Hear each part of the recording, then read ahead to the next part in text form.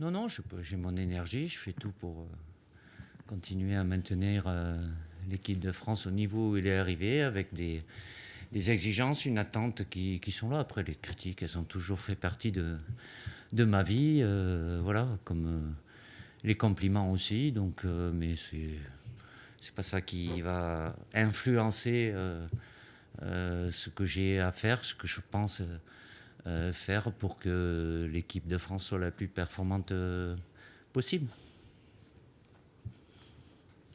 Bonjour Didier, Loïc Oui. Tanzi pour l'équipe. Le sujet sur l'efficacité est revenu un peu après le 0-0 face à Israël. C'est le quatrième de l'année. C'est logique. Oui. Comment on l'explique? Quel est le problème pour vous? Problème. C'est très frustrant après un tel match avec autant d'occasions de ne pas marquer. Ça nous est déjà arrivé, bien évidemment. Même si c'est sur les 3 matchs étaient plus rapprochés, c'est-à-dire Canada et les 2 matchs durant l'Euro contre les Pays-Bas et le Portugal.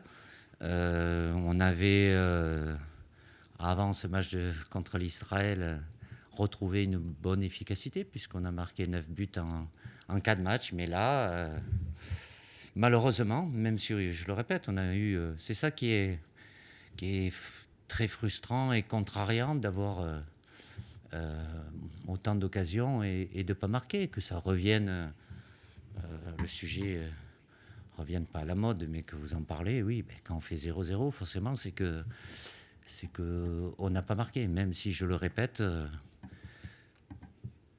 on avait suffisamment d'occasions pour le faire. Après, il y a le gardien qui a été très bon aussi en face. Certainement, on a manqué de précision. Donc, c'est logique sur ce match-là. Quand on fait 0-0, c'est que... Oui. Après, il y a 2 aspects où on a peu d'occasions, et ça arrive en football aussi, des fois d'en avoir peu et de marquer. Là, on en a eu au moins 6, et beaucoup de situations aussi. Et malheureusement, on n'a pas trouvé l'ouverture du score. Bonsoir Didier, Arthur Perrault, RMC. Oui. Ibrahima vient de nous dire que, et on l'entend depuis un moment, qu'il y a de la fatigue physique et psychologique chez les joueurs. Demain, c'est quand même un match important pour bien terminer l'année. Oui. Comment entretenir la motivation chez les joueurs ces derniers jours et depuis le match nul face à Israël? C'est pas depuis le match nul, mais oui, Ibou a eu l'honnêteté de vous le dire. Je parle beaucoup avec eux, et comme j'ai eu à vous le dire, voilà, lundi, mardi, il y avait besoin de récupérer pour beaucoup de joueurs parce qu'ils sortent de semaines à 3 matchs qui se sont enchaînés. Et il y a la fatigue physique, mais la fatigue psychologique aussi, parce qu'à chaque match, que ce soit avec leur club ou quand ils viennent en sélection, ben, on ne va pas leur dire non, celui-là tu joues, c'est pas grave, le résultat on s'en fout. Donc il faut toujours, plus s'assujettir. Après, il y en a qui diront, ouais, on ne va pas les plaindre non plus, mais les déplacements, les voyages, voilà, la motivation, elle est là. Et heureusement qu'elle est là. Mais entre avoir la motivation et après le transcrire, il y a évidemment l'état physique qu'on peut plus mesurer, mais la fatigue psychologique, elle est des fois plus importante, et celle-là, c'est plus difficile de la quantifier. Bonjour Didier, Philippe Oui. Sansfourche pour RTL.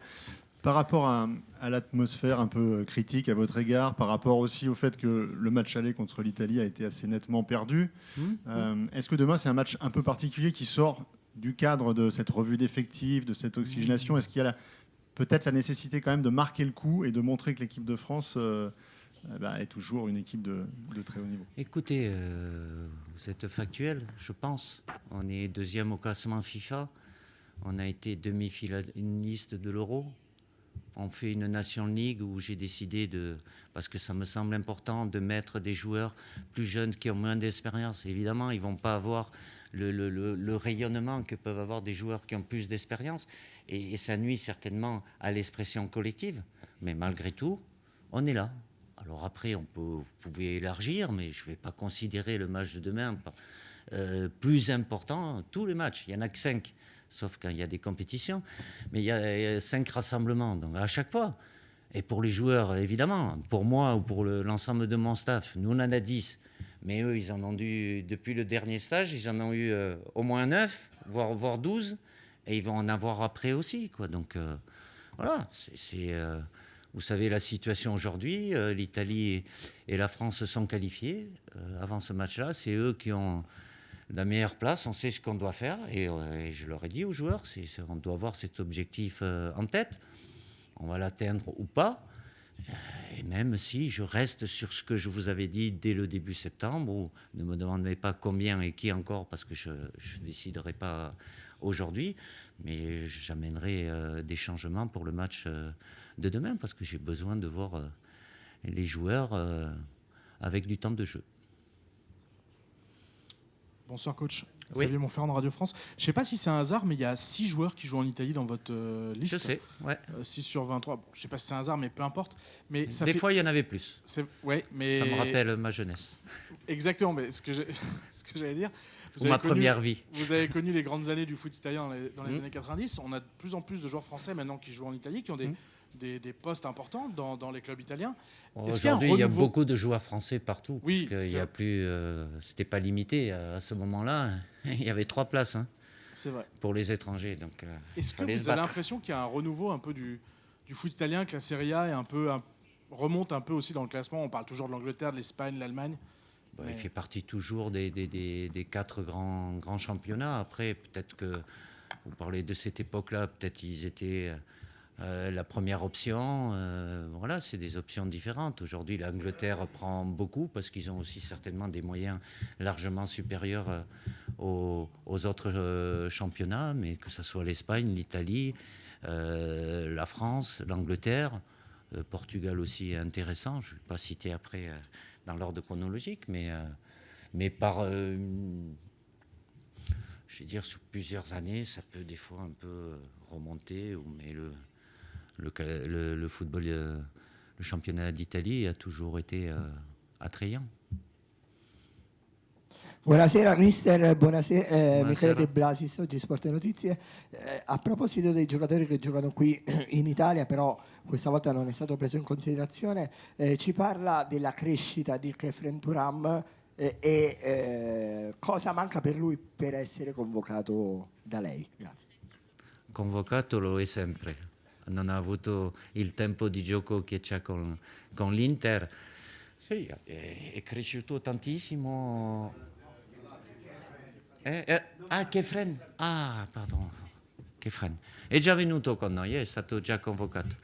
Però al centrocampo ci sono tanti giocatori. Purtroppo è stato anche frenato nella sua progressione perché ha avuto alcuni infortuni. Adesso quest'anno ha iniziato la stagione piano piano, adesso ha un ruolo più importante.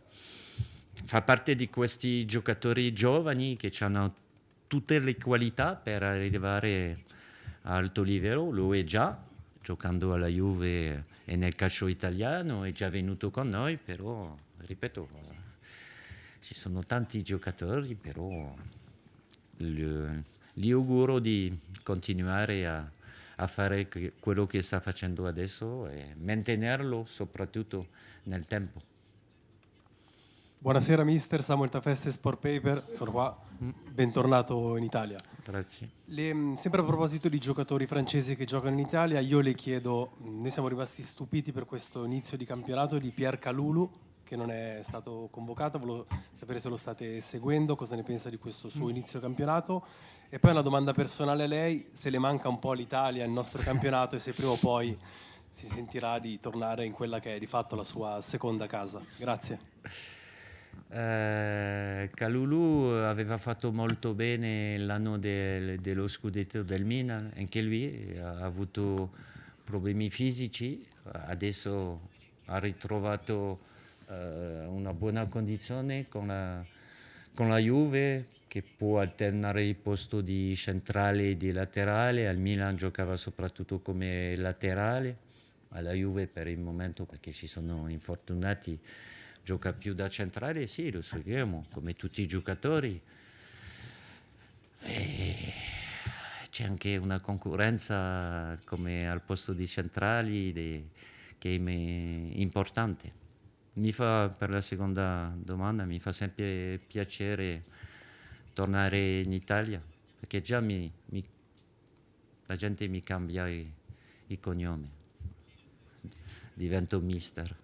In Francia, Dedè.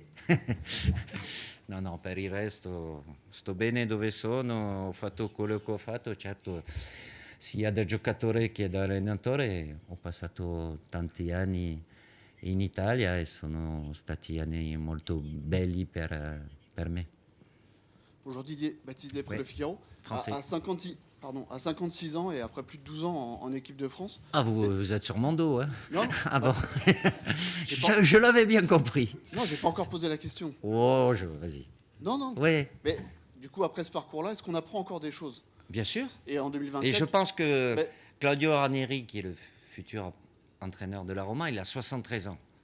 Donc il va apprendre encore, mais évidemment, l'expérience sert, mais je me nourris toujours des discussions, des échanges que j'ai avec les joueurs, que ce soit des échanges individuels ou collectifs. Je sais pas, voilà, ce que je pouvais faire avant, je ne suis pas obligé de le refaire. Oui, le maître mot, c'est s'adapter. Donc il y a un vécu, mais chaque situation, elles peuvent être similaires, mais ce n'est pas exactement la même chose, parce que je n'ai pas forcément les mêmes personnes en face. et sans trahir de secret de vestiaire, mais Ouais. la chose apprise en 2024, c'est quoi?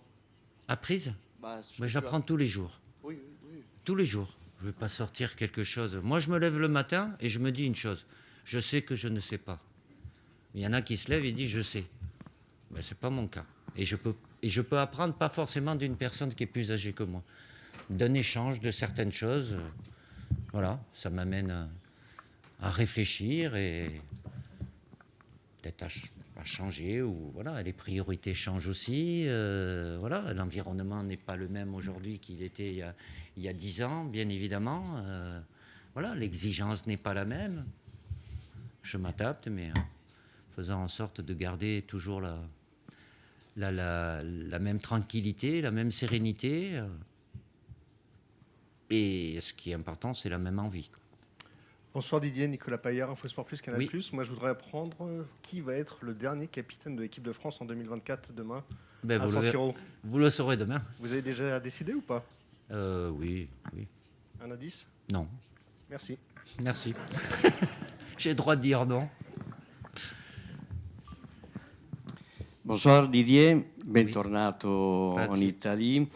Matteo Cioffi, Radio France Internationale. Je voulais vous demander, vous qui avez joué et entraîné en Italie, en toute honnêteté, Italie-France, c'est un match comme tous les autres? Première question. Deuxième question, est-ce que vous voulez faire un petit commentaire sur Paul Pogba qui a trouvé un accord avec la Juve? Merci. Au-delà du, comme je l'ai dit, je dis en italien que ça me fait toujours très plaisir de retourner en Italie parce que j'ai passé beaucoup d'années ici en tant que joueur et une en tant qu'entraîneur, j'allais dire sélectionneur. Entraîneur, merde. Hein?